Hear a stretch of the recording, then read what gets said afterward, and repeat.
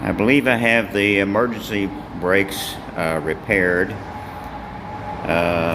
We'll look at this wheel without, and the wheel is able to turn without the emergency brake applied.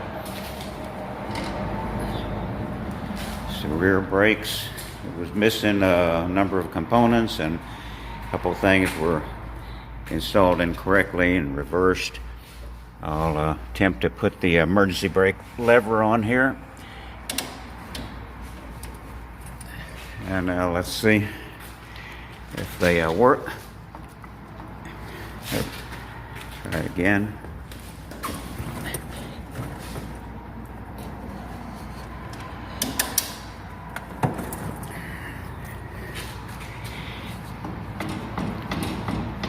Locked.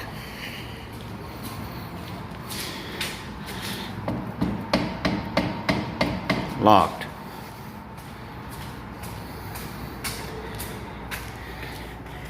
And now release the lever.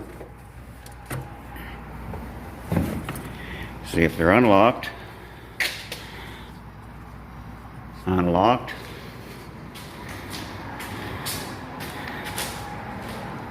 Unlocked. Okay, so that's one more baby step. Have the emergency brakes repaired.